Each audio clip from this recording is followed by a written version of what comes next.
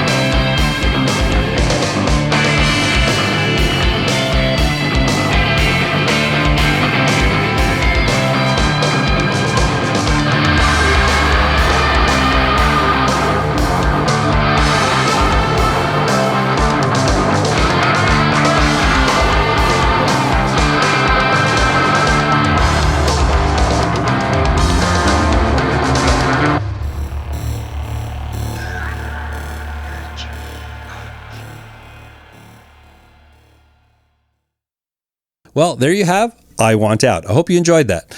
By the way, I've got a new feature here on my channel because sometimes I do reference other videos that I've created that are relevant to the particular video we're in. So I'm going to create custom playlists whenever necessary. And in this one, we definitely got a lot of products that I featured. So what I'm going to do is I'm going to create a playlist with all of the videos that relate to the products in this video, and I'm going to put that in the description. So if you're interested in digging deeper into any of the products that I featured, just click on that link and you'll have a list of all the videos that I'm featured, and you can just choose the one you want, or you can watch them all. Very quick overview. It all starts with my JCM 900 in terms of guitars. That's a dual channel amp. I've got a dirty channel and a clean channel that handle the load. But the trick is that I bypass the speakers completely. And that came courtesy of the 2 Notes Torpedo Captor 8. That allows me to bypass the speakers, take a line level from my amp, go straight into the interface and into my DAW, and then I use the Wall of Sound plugin from my speaker IRs. And that has been a real godsend here because I can record guitars at any time of day and I can drive that amp to 10. The Captor 8 was an absolute workhorse, covered off every single guitar track. I got the song done quite quickly, and I couldn't have done that without the Captor 8. So I love that. By the way, they do have the Captor X, which is their newer version, which basically houses all of your load box, your DI, and your speaker sims all in one compact unit. So definitely check out 2 Notes for either the Captor 8 or their newer Captor X. Now for hands-on mixing, I've got my Icon Pro Audio QCon Pro G2 with an EX-G2 extender. That gives you 16 motorized faders plus a master fader. Regardless of how big your sessions are, you've got hands-on control, and it's really awesome to have that on the desk because especially when you're doing the initial mix, you can just sort of grab the faders, and that came in handy big time. I've been a customer of Icon for more than a couple of years now. The products are reliable and really inexpensive for what you get. So that G2 really did its job for this. From there was a bunch of different plugins that I use. Fuse Audio Labs with their virtual pedal board bundle, Audified with their Tonespot Electric Pro. That's a really great plugin for shaping your tone. So you start with what you've got, which is what I've done here, and then you can round it out, and it's got a bunch of different features in there to sort of shape the tone a little bit, add a little bit of color and compression and a little polish, and you're good to go. And I found that really, really useful on all the heavy tones in this track. Fabfilter, the Pro Q3, arguably one of the best EQ plugins on the market. That was used all over the track. One great feature that I took advantage of is it can tell you if there's any frequencies ganging up in any certain areas, and it compares any tracks that has an instance of the Pro Q3 plugin. So I was able to go in and see where different frequencies were ganging up. For example, a bass guitar and the kick drum, you know, if they're sort of hitting in the same area, you can see that visually and you can move it off. It's great for cleaning up mud, and also it's on the master bus for the final EQ. That was really great. And there's Saturn 2 as well, which is a saturation plugin, which found a bit of use as well in the mix here. Oh, and not to be forgotten are my good friends at United Plugins. I featured a lot of plugins from them. All of the reverbs were handled by United Plugins. I've got Hyperspace and Morphverb. Either I was creating a bus for effects, like guitar effects and drums, or sometimes on specific tracks. So all the reverbs were handled by United Plugins. Plugin Alliance's Lindell 80 channel strip appeared in a couple of spots. Plus, it comes bundled with the Lindell bus plugin, which is a really useful little utility. You can throw it on different tracks, great for gain staging or just creating a little bit of saturation. I used it on a couple of the buses, and I also used it on the master bus, so that was really useful. And at the end, TC Electronics Finalizer, which is a standalone mastering platform, handled the mastering for this session. What I like about that, it gets me out of my DAW, and it's got a totally different methodology than anything I've ever used before. Anyways, I was able to handle the mastering with that. I can set it either for online distribution, or you can, if you want to distribute on CD. In this case, it was for YouTube. So it had a setting for YouTube, and it's full of customizations, and it's a really unique way to work. And anyway, so that handled the mastering. And lastly, I might actually try to release a song. I generally just release them on YouTube, but DistroKid has been a supporter of this channel as well. In fact, there's an offer. If you want to sign up for DistroKid, you'll get a discount by clicking on the link in the description below, and that'll get you 7% off for a year's service at DistroKid. So I'm actually going to give it a go. I'm going to upload the song through DistroKid. That should show up on Spotify, Amazon Music, iTunes, and things like that. It will be called Lonely Rocker, and the song is called I Want Out. So if I have a link to that, I'll put that in the description. We'll see how that works out. Anyways, there it is. Hope you enjoyed this episode. If you're new to the channel, I hope I've earned a subscribe.